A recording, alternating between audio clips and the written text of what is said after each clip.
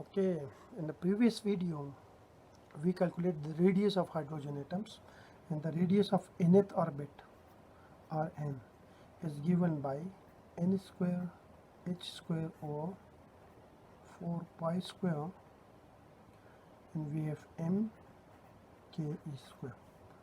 We calculate this relation for the hydrogen atom. Now this represents the radius of nth orbit. In other word, I can write it like this: Rn, the radius of nth orbit is n square times 0.52 angstrom. Like if I put the value of all this constant, like Planck constant, 4 pi square, mass of the electron, K, Coulomb constant, and charge of the electron, in this part I will get this value. Now we have to calculate the energy of the Bohr orbit, or the energy of the electron in the cation. So for that we know that the total energy, which I represent it by E, this the total energy. The total energy is the sum of kinetic energy plus potential energy. The total energy is the sum of kinetic energy and potential energy. Now we know that kinetic energy is, let's suppose this is my equation number 1. Now the kinetic energy is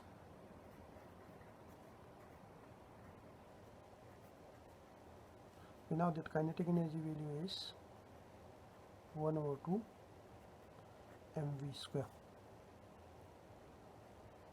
Okay, this is my equation number 2. Now when electron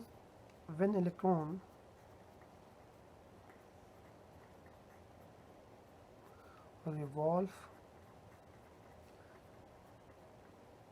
around the nucleus, then in that case the Coulomb force will be balanced by the centripetal force. And we know that the Coulomb force for the hydrogen atom is Ke square over R square, which is equal to the centripetal force is mv square over R. Now this square cancel with this R, so from this I can calculate the value of velocity v square, which is Ke square over mr. Let's suppose this is equation number 3. Now using here we have in this kinetic energy term we have this velocity squares, okay, v square, and we already calculate the value of v square here, which is Ke square over mr. So if I put equation 3 and 2, using equation 3 and 2, we have, if I put equation 3 and 2, we have the kinetic energy, which is equal to half m, and we have v square, so it means we have Ke square over mr square. So if I simplify it, we get the value of kinetic energy, which is half Ke square, sorry, square is not there because we have v square here and we have v square here, so I'll put this is the velocity v square, so we have Ke square over R. This is kinetic energy. This is equation number, let's say, 4. Now potential energy due to nucleus, potential energy due to nucleus, sorry, it's not the potential energy, basically the electric potential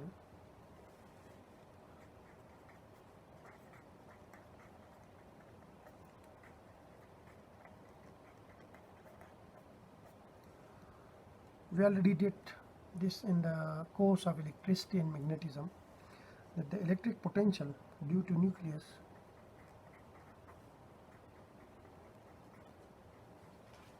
is, I represent it by Vn, okay, and its value is Ke over R.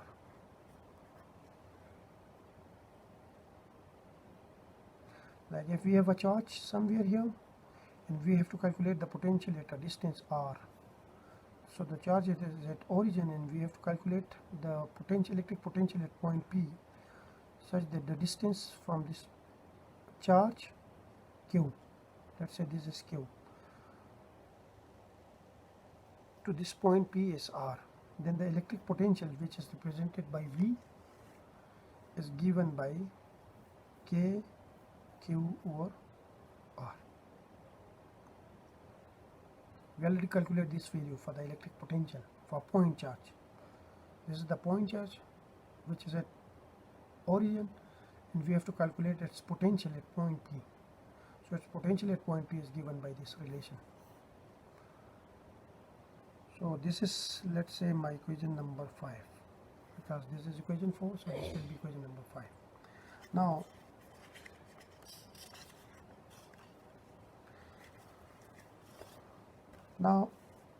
the electron, because we know that here we have the nucleus, okay, this is nucleus, and electron is moving, revolving around the nucleus in this orbit. This is electron.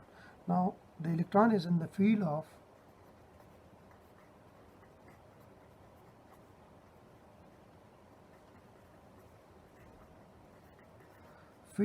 nucleus,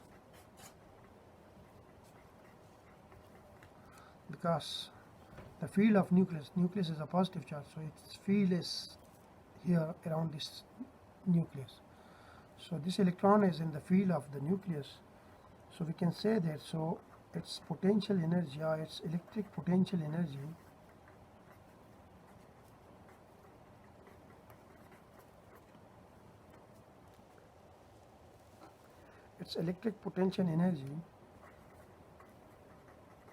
is given by,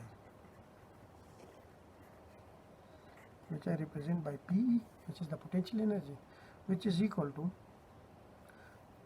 the potential, electric potential due to nucleus, which is Vn times the charge of the electron with a negative sign here. This is equation number 6. Now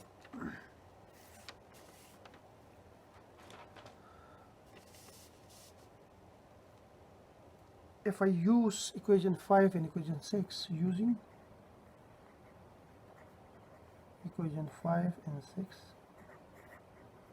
we have the potential energy, which is minus, we have Vn, and Vn value is given here, Ke over R times E.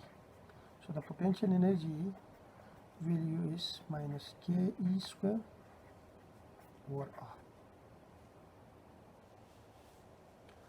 This is, let's say, equation number 7. Now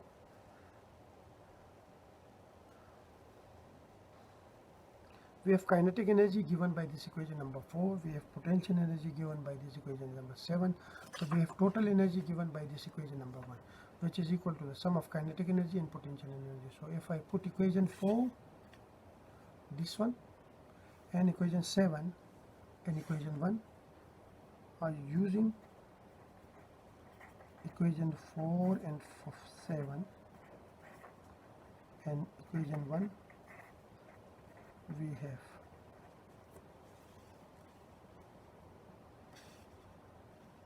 equation 1 is E, the total energy, which is equal to kinetic energy. Kinetic energy is given by this equation number 4, which is Ke square over 2R, and then we have plus potential energy. Potential energy is given by equation number 7, so we have minus Ke square over R. This is the total energy now. If I simplify this equation, I will get Ke square over 2R minus Ke square over R. If I simplify it, I will get the value of E, which is minus Ke square over R, because I have to take the LCM, which is 2R. So here we have Ke square, and here we have minus 2Ke square. From this I will get minus ke square or r. Sorry, 2r. But we know that the radius of nth orbit, Rn, is given by the radius of nth orbit. Let's say this is equation number 8. The radius of nth orbit is given by this one.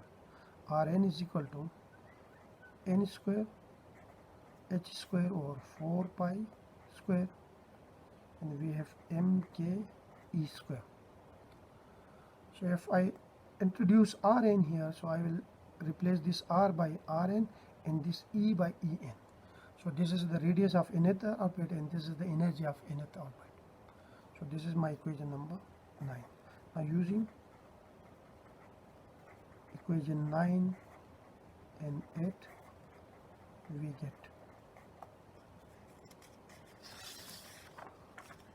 get the value of En. Okay.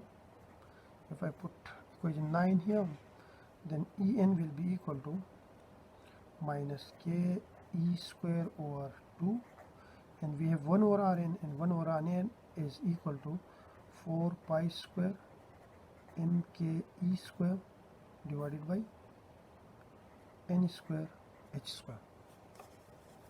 Now if I simplify it again, then the simplified version of this energy En is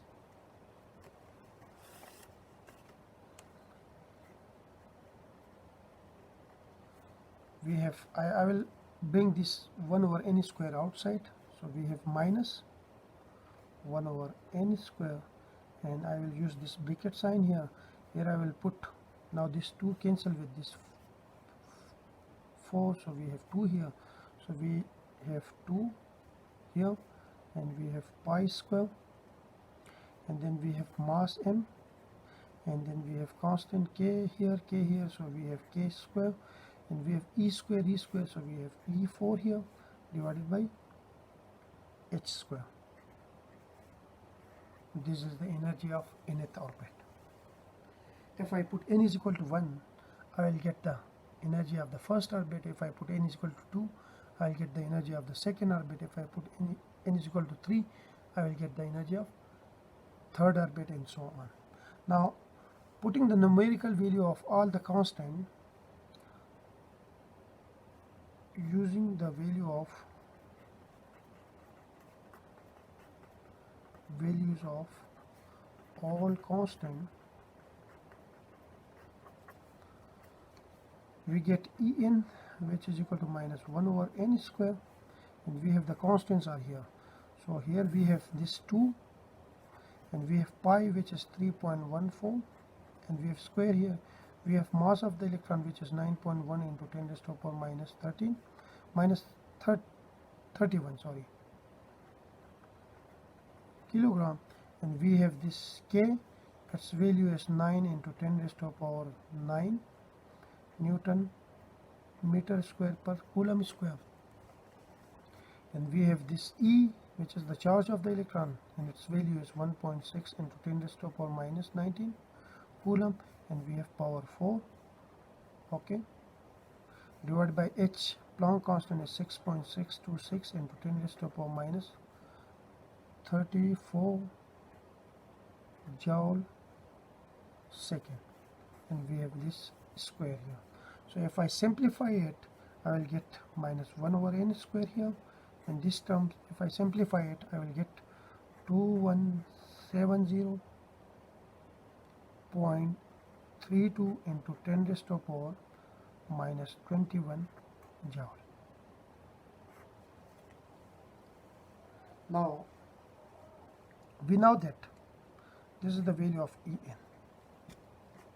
nth orbit. Okay. Now we know that 1 electron volt is equal to 1.6 into 10 raised to the power minus 19 joule.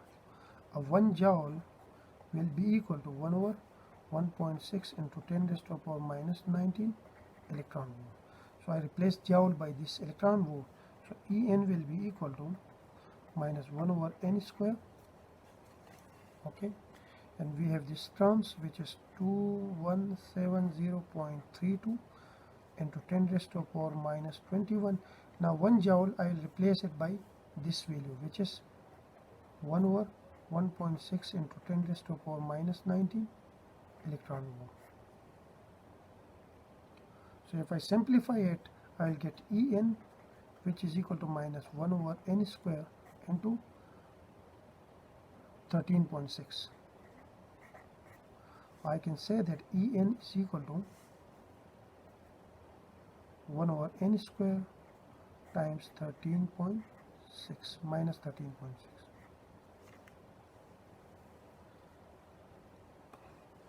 Now this is my final equation. I call it, let's say, equation number A. Now if we can use equation 1 to calculate the energy of any orbit of hydrogen atom. Like for ground state,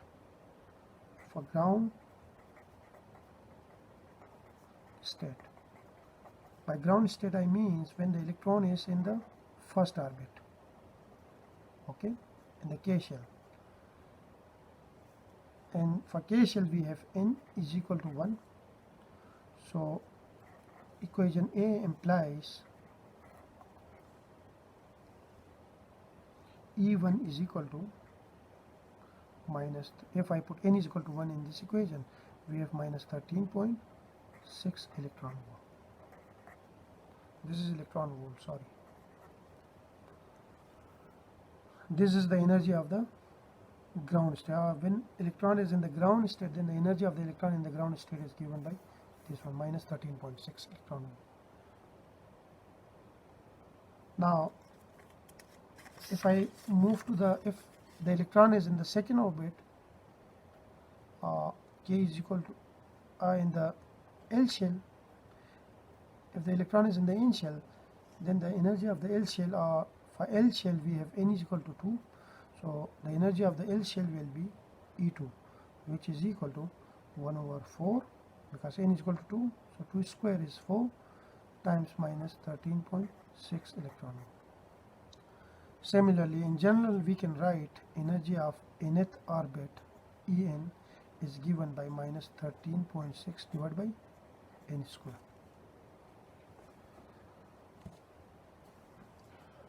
I can say that the energy of nth orbit En is equal to minus 13.6 electron volt is the energy of the first orbit. So I can replace it by E1 divided by n square. Now this equation tells us that the energy of electron is quantized. This tells us the quantization of energy. So this is the final expression. I will elaborate this expression again. Here we have the energy of nth orbit is En, which is E1 divided by n square, where E1 is minus 13.6 electron volt. Now, so the energy of the first orbit E1 is minus 13.6 electron volt. So energy of the second orbit E2 is minus 13.6 electron volt 4. The energy of the third orbit E3, because I will replace n by 3, we have minus 13.6 electron volt over 9, and energy of fourth orbit is minus 13.6 electron volt over 16, and so on. Now this pattern tells us that this pattern of energy tells us that the energy of electron in hydrogen atom is quantized. Like the possible value of energy are either minus 13.6 electron volt, minus 13.6 over 4 electron volts, minus 13.6 over 9 electron volts or minus 13.6 over 16 electron volts. Like the values in between,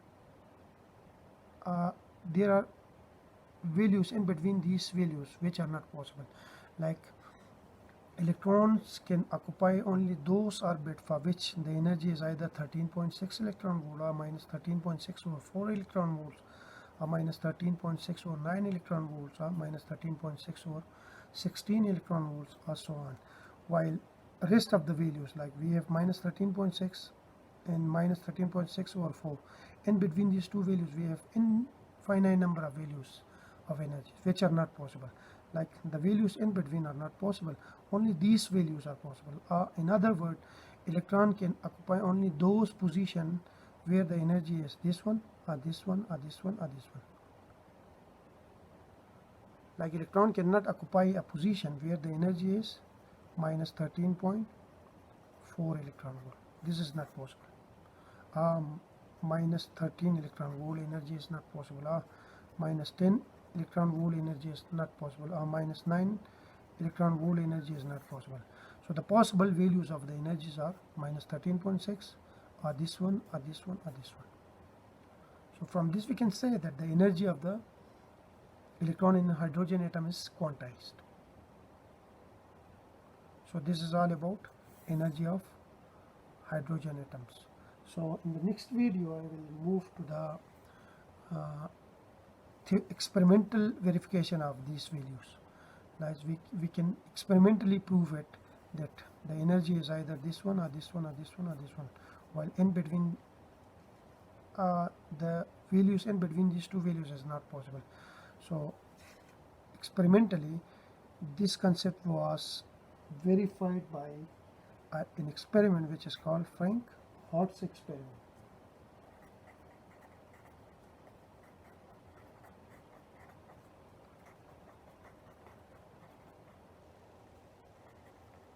Which I will do in the next video. Thank you.